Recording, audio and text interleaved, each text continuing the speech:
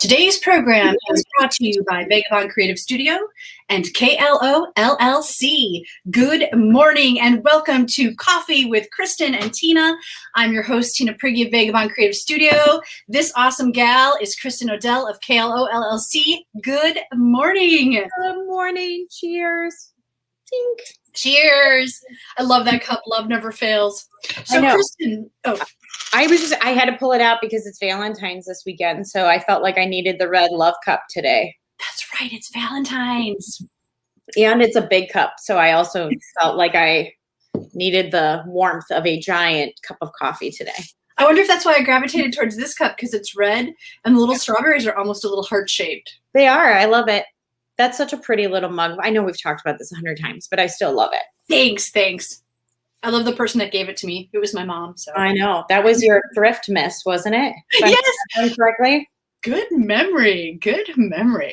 Sometimes things stay in there.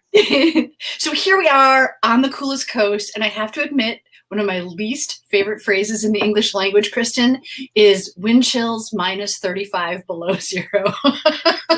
Friends, if you are somewhere else watching, it's cold. It's a cold one today. Tina and I, we both have our vests on. I have a sweater on and a tank top on. We are probably layering because it's cold. We need the warmth. I saw a post. Somebody posted a beautiful beach picture, and it said, the answer is probably not at the beach, but we should check. We should check for sure. Yeah, I want to know. I'm curious when it gets this cold. Good morning, Marcy. Good morning, Marcy. What things do you find yourself pulling out to stay snugly warm? So, Tina, I think you've got this picture. These are my they're not wool, but they're my cozy, extra warm socks that I wear around the house. I often wear my Crocs with them, just in case I need it. And then, of course, this vest is like my favorite thing. Like, this is my spring, fall go-to for being outside. But when it's winter, and freezing, then I tend to pull it out and wear it around the house. How about you, Tina? Well, I love the socks. In winter, I constantly have a pair of slippers or a pair of socks on. I feel like my feet get cold fast otherwise. And if my feet are cold, I feel cold. And then like you too, I like to warm up around the neck. So a lot of times I'll even have a scarf on. Mm-hmm. Yeah, I do that too, especially with my coat. Like the last couple of days going out, I'm got my scarf up over my ears and, I'm a little more exposed than you are, Tina. You feel like your hair keeps your neck warm? I do. Yes, it does. As a matter of fact, if I've ever had my hair wrapped up or in a bun or ponytail or something, then it's always colder. So in the winter, I mostly wear it down. And I also discovered that wearing a hat outside, which I never used to do, but for the last couple of years I have, it makes all the difference. It really helps. It does. Now, when you have stylish hair like this, the minute I put a hat on, my hair is no longer good. So if I'm running errands and I'm not going to see anybody the rest of the day, then wearing a hat is perfectly acceptable. If I have things that I need to do, like client appointments where my hair needs to look like this, then it is not acceptable for me to put a hat on because I will ruin my hair for the day. So then I usually have to go with my hood. Oh, so you kind of sacrifice your comfort for the look. Just momentarily and for short moments in time. I did notice I had a mask when I left a meeting the other day and it was on and I stepped into the frigid cold and I'm like, I'm just going to keep this on. That it worked really well in that situation. Right. I think I saw somebody else. I don't know if they were skiing or hiking or I don't know what they were doing, but they also had them on because they were cold. Talking about things that you can put on. So a friend in Japan gifted me, they're just called arm covers, or I call them sleeve covers. And you put them on and it holds your sleeves up if you're going to be cooking or cleaning. And the first time I saw them, I was like, what? It's kind of like an elastic thing and the cuff almost goes backwards. And the first time the pair was handed to me, I'm like, I don't know what to do with this. What is this for? And I thought, is it for do you put it on your wrist for writing so that you don't get ink but my pencil, so it took me a while to figure it out. But when I did, I'm like, oh my gosh, now every time I cook and every time I clean, I always put these little cuffs on, right? And it keeps my sleeves up. They don't get dirty. They don't get wet. They don't fall down. And so it's kind of funny because my friend sent my mom a pair this Christmas, and that's what this is a picture of. You can see in the yellow circle. And so it just like holds your sleeves up. And at first she didn't know what to do with them either. But then when I explained it and she tried it, she's like, oh my God, I love these. And so it just reminded me that there are so many cool like tools and things like that out there that people might know of that I have no idea how to use. And so I would just love to know, like, what are some little tips like that or things that you use that make your day or your life easier? Okay, so go back to the picture. I want to understand more. Okay, so I'm looking at the picture on the left, so I feel like I can see it a little bit better. So there is a top elastic band and a bottom elastic band with fabric in the middle, and then that keeps the rest of your sleeve up. As a matter of fact, at the top, the part that's closer to the elbow, there is not elastic. Oh, so it's loose. Yep. And so like if like your sleeve was, it could actually be inside depending on what you're wearing. So the elastic is lower down the arm. You can see there's kind of like a little crinkly bit. Right. A ruffle. Yep. Oh, yeah, a ruffle, if you will. Yeah, there you go. Okay, so the ruffled part is elastic, and then does it have grippy stuff in it so that it doesn't slide down your arm like a rubber bandish? The elastic seems to do that. Okay. And like a pair that I have is also a little more crinkly. You know what I mean? Like, so if it got wet or something, it seems like it would ward it off. The pair that's in that picture doesn't seem to have quite that same property. But so, yeah, there's a gamut of, but it's just so useful. And so I'm wondering what else is out there that I don't know about that would really make my life better. Okay, so as I'm thinking about this, sorry, I'm grabbing a Kleenex so I can show you an example. I saw that your mom had her sleeves rolled up, and my grandma Zip always did this. So she was a lab technician and an x-ray tech, and her sleeves were always cuffed like this, which lends itself well to washing dishes and doing things with children on my ad. So I find myself doing this a lot, right? Cuff my sleeve. But my grandma Zip, may her soul rest in peace, always had a Kleenex in her sleeve like this. So if we ever needed a Kleenex, Grandma Zip always had a tissue in her sleeve. That's so smart. It's a hidden pocket. Right. And like I said, this is convenient for many, many things. I find myself with the one cuff. I know it makes me look like my arms are long. And by the way, folks, my arms are long. So it often actually makes my clothes look better. But yeah, so. Brilliant. So that's exactly the type of life hack that I'm talking about. Yes. So if you're watching this, just chime in. What tips and tricks like that do you have? And Kristin, that might seem obvious, right? You might think everyone would know to roll their sleeve back and tuck a little tissue or hide something in there. Right. But I completely forgot about that. There you go. And because you know what, Kristin, you're never too old. I think you and I were reading the same post you mentioned, a whole list of, people that have achieved some level of celebrity that didn't do it until they were older in life, right? Like Harrison Ford was a carpenter until he was 30. I think, let me pull up the list. Julia Child didn't publish her first cookbook until she was like, what does it say? 51, I think. No, she got her show at 51. Right, 51. I mean, so Julia Child, she's like iconic with cooking, right? And she did that at 51. And let's see, Stan Lee, the comic book author, father of Marvel, didn't release his first comic book, his big comic book, until he was 40.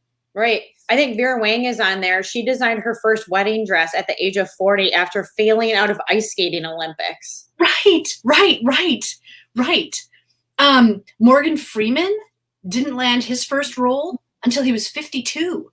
Yeah, that's incredible. How old is Morgan Freeman now? I would say, Sorry. How old is Morgan Freeman? Morgan Freeman is 83 years old. 83. He does not look that old. No, I was going to guess 70 something. Oh, it went away now. 83. There you go. Look it. We've got so much time. Yeah. I mean, as I face 50, sometimes I think, well, that's it. here I am. I've done everything, you know, like this is as good as it's going to get. But this list just inspired me and reminded me that we have to keep going. Like everything we do, it's all about today. Right.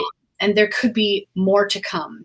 And this is how that post wrapped up, which really was inspiring, right? That whatever your dream is, it's not too late to achieve it. You're not a failure because you haven't found fame or fortune by age 21.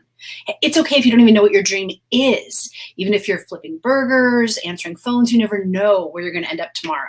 So really never tell yourself you're too old to make it. Never tell yourself you missed your chance. Never tell yourself that you aren't good enough. You can do it. Whatever it is that sets your soul on fire. I needed to hear that today. Right. I think that's such a good reminder, because I think we're always like trying to push. I mean, this is like the contradiction of goals, right? Is like we're pushing for that thing that's out there, or the thing that we really want to do. But in the end, it's also about valuing like what is here and what can I do here that's just going to get me to that next thing.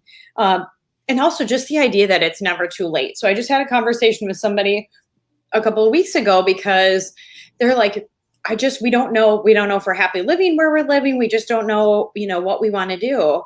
And at the end of the day, you have to think about like, well, what's the biggest thing burning inside of you? What do you value most? And, is it your career? Is it where you live? Is it having family or friends close? Like, what is that most important thing? And then obviously striving for that. And so I love this concept of like, well, who cares if you're 40, go do it. Or who cares if you're 50, go do it. It's not too late to make a change or to do something different if it allows you to kind of live out your dreams. Right. We don't have to have it all figured out right now, today. And Jason just said the joy is in the journey.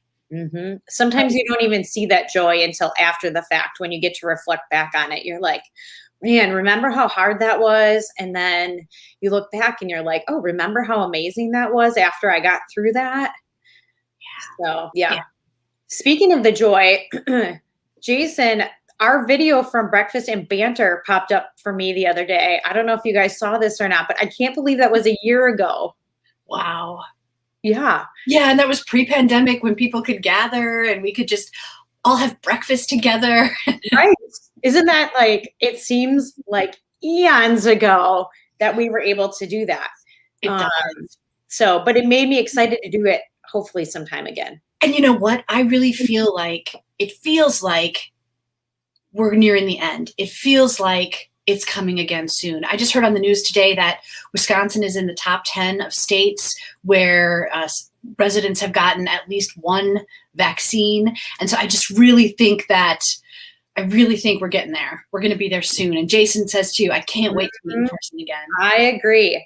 I saw a statistic the other day. By the way, I don't know how valid this is. Could have been fake news, so just roll with it. But it said that the United States is the most vaccinated country in the world, and yet still the most closed down country in the world. And I thought that was interesting. Well, 80% of statistics are made up on the spot, right? So who knows what to believe? I'm just telling you. I thought that's if the statistic is, accurate, that that we're the most highly vaccinated country in the world. That's impressive to me. Well, and the fact that I heard reports of new cases are going down, which brings me hope. Yeah, absolutely. Yeah, I think that's been pretty consistent over the last couple of weeks. So let's talk about something sweet, Kristin. Oh. Will you tell us about this thing that makes me want to lick my screen? Yes.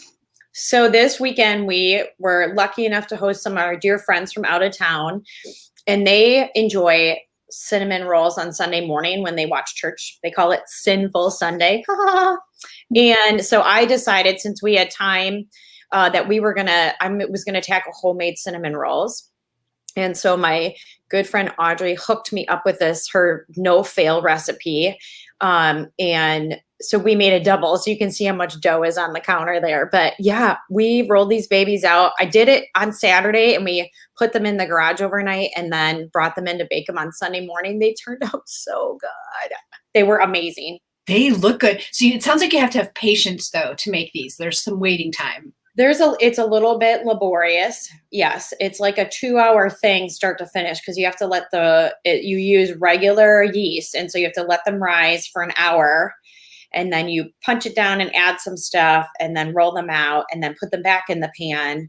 And they rose a little bit in the pans that day, but then I kind of chilled them out. I wanted them to hang out. And then we brought them back in the house for about a half an hour, 45 minutes before we baked them so they could kind of warm up and reactivate a little bit in the morning. And they were beautiful and they were delicious. They look delicious. How do you make the frosting or the glazing? What is that? So the frosting, I didn't actually make the frosting that came with the recipe. So my mom has this very old recipe for, I lost it, almond buttercream frosting that we use on Christmas cookies. And it's powdered sugar and butter, a ton of butter, and almond flavoring and milk. And so I had made that for Christmas cookies about mid-December, and you can keep it and freeze it or keep it in the fridge. I still had it in the fridge because it keeps. And so we used up the frosting from Christmas on those, and it was really good. Yeah, it really looks good. So thank you. I'm looking forward to the shared recipe. Yes, I will share it with you. It's kind of a unique recipe because it has almond milk in it, which, like, my mom looked the recipe over. She's quite the baker, and she's like, "Ooh, I've never seen a recipe like that before." But they were delicious and they turned out fabulous. So do you think it would significantly change the recipe if you didn't use almond milk? I don't know. That's a great question. I'd have to think about it a little bit. Yeah, I never know about some of those substitutions sometimes. I'm not Julia Child, so. Yeah, I mean, most recipes you can sub regular milk for almond milk kind of without fail, but yeah, I don't know if there's an activation thing. I mean, milk has more sugar in it, so maybe it activates more with the yeast. I don't know, but it turned out good, so I just wouldn't change anything. Don't mess with something that's working so well. Good point. Good point. So is there anything, Kristin, that, the folks that have been watching these last couple of weeks and have written down their goals and followed the process and are now maybe achieving some of their goals, what's next? How do people stay engaged in their goals? Like, what advice do you offer? So, I mean, if you've been fortunate enough to check something off the list already, which you and I kind of talked about that a little bit last week, then you can start moving down the list. So, number 4, number 5, number 6, some of those things that are kind of looming out there that they were high priority, but not number 1. You can go and start visiting those and thinking about what actions or steps do I need to do to maybe think about moving those forward. So, I think that's a good step. If you've accomplished something, maybe it's time to do a little celebration in whatever version that should be for you, right? So enjoy that carrot that you've worked hard for. And it also sometimes is good. So let's see, we're about mid-February now. So we've been working on this for a whole month.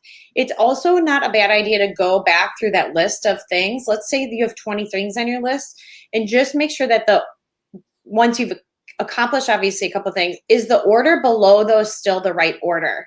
So as time goes by and things change, sometimes something's going to come up that's going to be more important that wasn't originally on the list as high. And so you may need to reorder them a little bit and put them back in order depending on what's happening in your life. So continued reevaluation, highly recommended.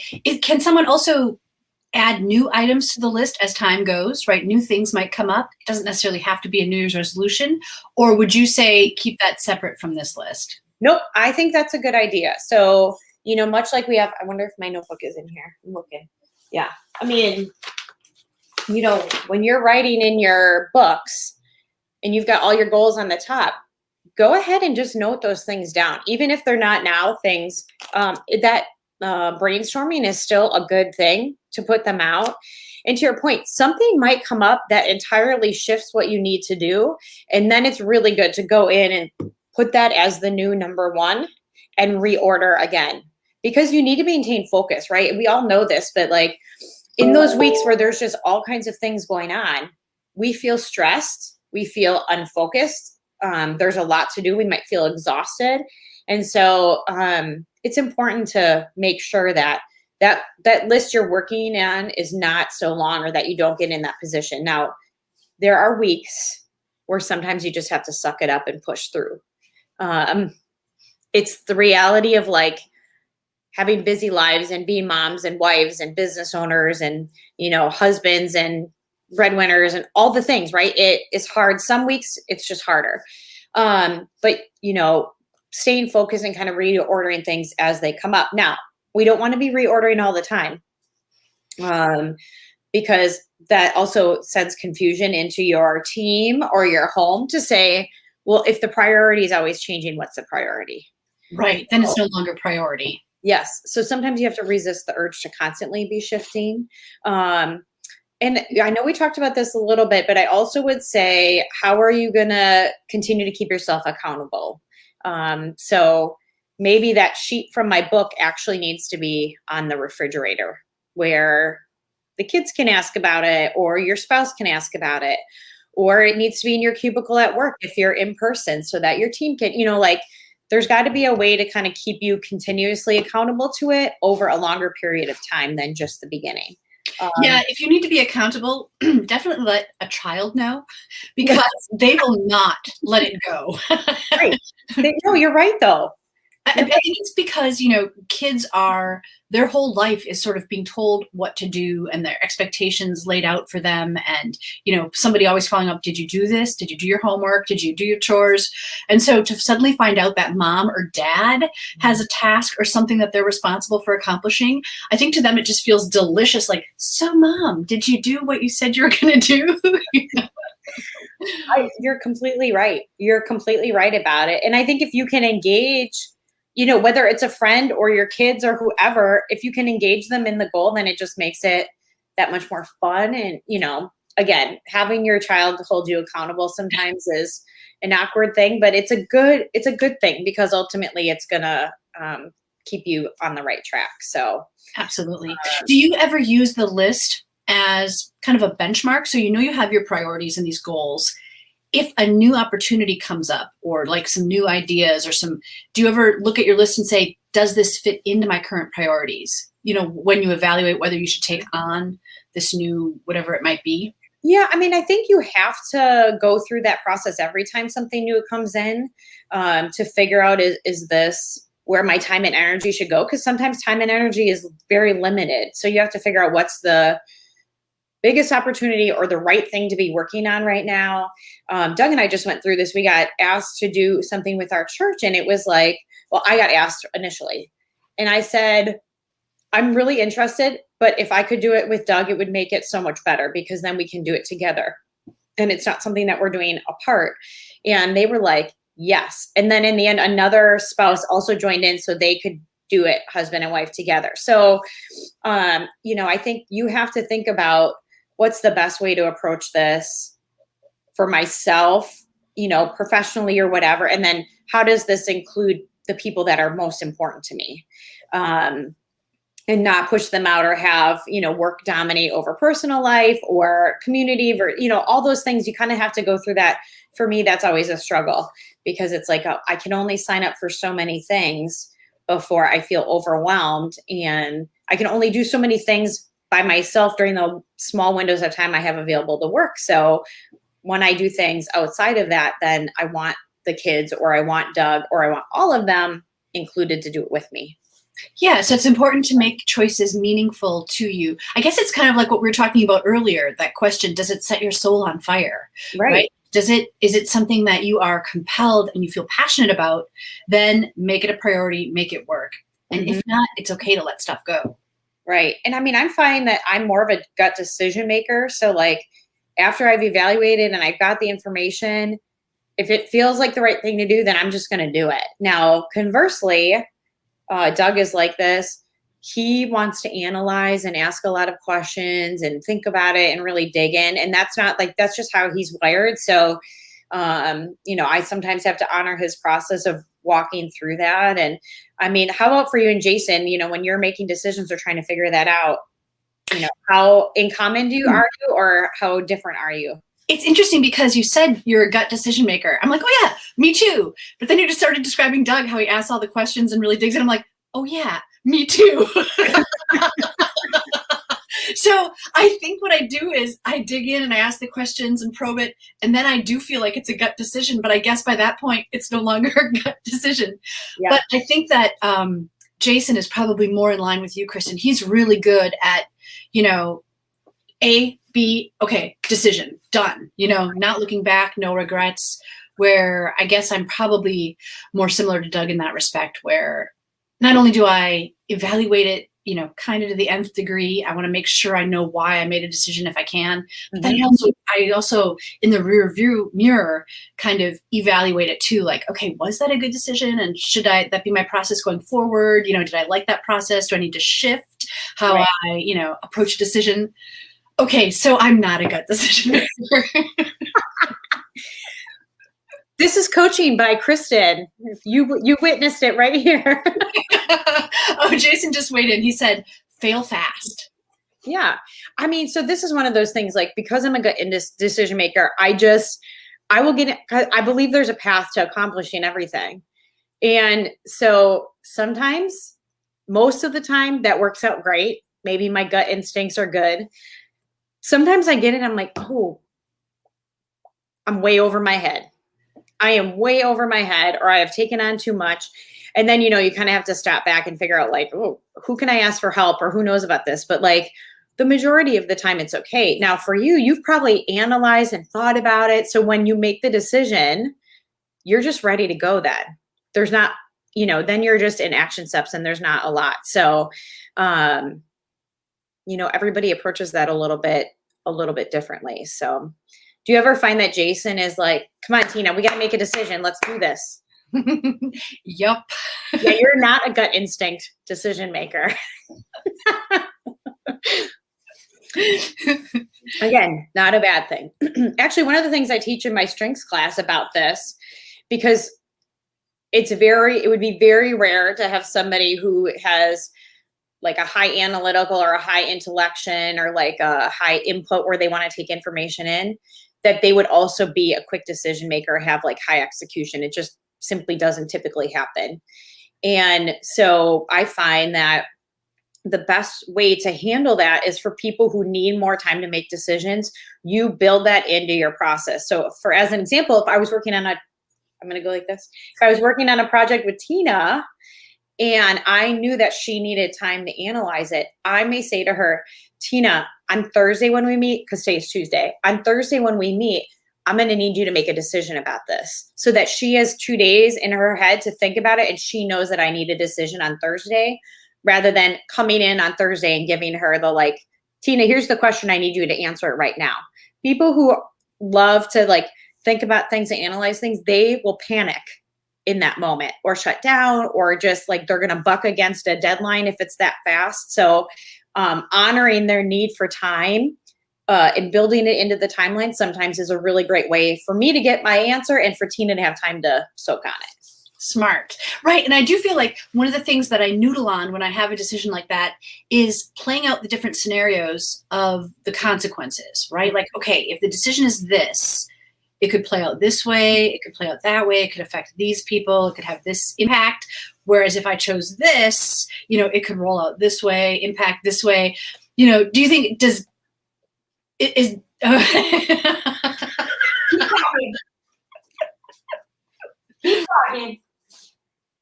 So, I mean, I almost like have to envision like the future path a little bit of the consequence of that decision to make the decision. Even if it's like purchasing, like, I had to purchase a new stove a while back and it was like, okay, I have to imagine, okay, if it's in the kitchen, will I like the flow? Is that the right, am I going to be happy here? Can I make my cinnamon rolls here? You know what I mean? Like I have to kind of go through those mental steps like, yep, that'll be good. Okay, this is the right one.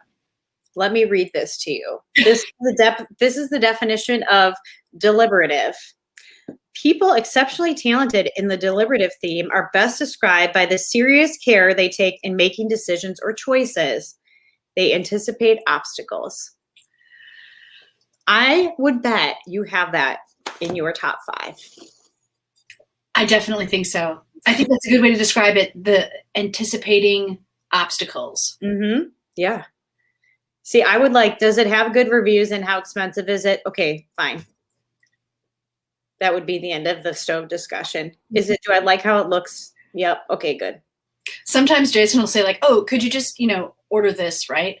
And like an hour or two later, he'll be like, are you still searching on that site? I'm like, well, there's a few more reviews and a couple of other things I wanted to compare it against. Yeah. Okay, fine. It's not a gut decision. Yeah, I find if I start reading reviews, then I get more indecisive and more confused about whether or not like the thing that has 4.7 stars out of 5 is actually like a good product. Because, there's like one person who said that something negative and now I'm like stuck on that. And yeah. Yeah, it depends. I look to see, are there more negative reviews or more than I would like to see? And do they resonate with what I was going to use the item for anyway? Sometimes people have a negative review because the shipping took a week longer or something like, okay, I don't care. But did it break the first time you used it? Did it, Mm-hmm. I actually had a conversation with somebody recently about there should be a class on how to give reviews. So if you're commenting on shipping or if you're commenting on the packaging of the thing or whatever, in the end, you're not actually commenting on the particular item you purchased, and that should not be acceptable. Right. You are throwing the ratings off by negatively or positively commenting on things that don't actually affect the product at point. Right. Now, I do appreciate if it's something about the seller, for example, if the seller, had poor customer service or wasn't responsive or, one time, this was a couple of years ago, Jason purchased a shirt on Amazon and the shirt came and it was just ridiculous. It had like, instead of having real pockets on the front, it just had like these fake pocket flaps. But they didn't even look good. They were like literally almost as big as my hand. So like they like flopped like that. It was horrible. Like it was so, I started the process to return it. And it was weird because it was like, well, you have to go through the seller. And I was like, wait, how did you order this on Amazon? Right. So I contacted the seller and said, look, we need to return this. And he's like, well, it would be expensive for both you and me if you sent it back. So could you just give it to a friend or neighbor? I was like, without the refund? What? Without the refund? Yeah. I'm like, no, you need to refund it. And that's not really a good policy. Right. If I don't like it, I can't expect somebody else is going to like it. Absolutely. Oh my gosh. See, conversely, I have ordered a shirt and it came and the printing was like crooked on it. And I reached out to the company. It was through Amazon as well. Reached out to the company and they said, I'm so sorry. We're going to ship you another one and you can donate the other one to somewhere. And I was like, high five. That was the kind of answer I was hoping for. Yes, because then that's going to make you a returning customer. Because then you know that they're taking care of you and that even if there is an issue, you will be made whole and satisfied. That's brilliant. Yeah. Yeah. Right. I have heard, just recently I read this article that they are finding ways to kind of like spam reviews. If I'm not coming up with the right word, but like they are figuring out a way, what is it called? Brushing or brooming or something or sweet. There was a term for it. And what they do is get people to write a review. They're writing like fake reviews that talk up the product and then sending like a cheap product to somebody else so that there's a verified sale. Yeah. So like in your mail, you might all of a sudden open it up and there's like a comb, right? But so that there was a verified sale and guaranteed, shipping on record. But then they can have somebody in-house say, oh, this pot and pan set was the best. I cooked the best food ever, blah, blah, you know what I mean? So like there's fake reviews, which I was like, oh my God, this is horrible. Have you ever heard of my chair from China story? No, tell me. So I ordered what I thought was a really fabulous rocking camp chair for my husband for his birthday.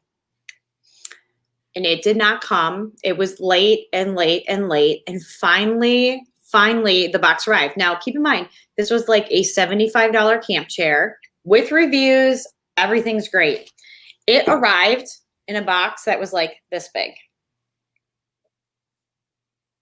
And I'm like, wow.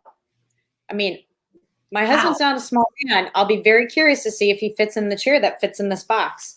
So we open it up and it has like 5 poles that are like the bungee poles for a tent where there's like the little cord in the middle and they like snap together. And like the chair in the end was like, as big as my arms like this, and you put your butt in the middle of it on these little teeny aluminum poles. And so I texted Doug at work because I was like, oh, I totally got scammed. Texted him at work. I'm like, your chair came today. Here's the box. So he came home and we put it together. It was not good. Like Grace, our 12-year-old or 11-year-old barely fits in this chair. No, go to try to get a refund. Can't get a hold of anybody. So we just literally got scammed. That's horrible. I hate to hear that. Yeah, it stinks. You're like, how could I be so stupid? I swear the website looked legitimate. I swear the reviews look legit, like what you said. So. And that's awful because that's how like commerce then breaks down too. You know, if we can't have confidence in the system and you did all the things you were supposed to do, like checking reviews and that's awful. The good news is my mom and dad got him a new camp chair for Christmas, and this was a legitimate one. He's very excited. So now Grace's stuffed animals have a chair.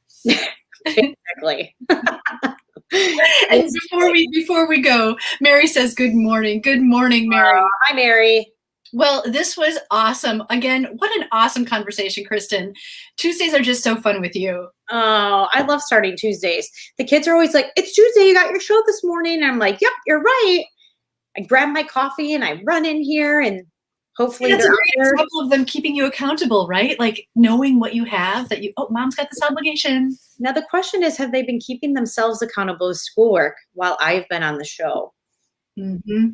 That is the bigger question. Yes, as soon as we jump off, I have to make sure that my son is still in virtual school and not sleeping. Ooh, that's good. Yeah. That's very good. That's a good thing to check. All right. Well, this has been awesome. I'm really looking forward to next week already. Thank you, everybody, for your comments and for joining us. We'd love to hear about any of your, shopping fails, any of your good recipes like Kristin shared, any of your life hacks. We'd love to hear favorite winter clothing. Let's go. -35 below with wind chill. We will see you next time on Coffee with Kristin and Tina.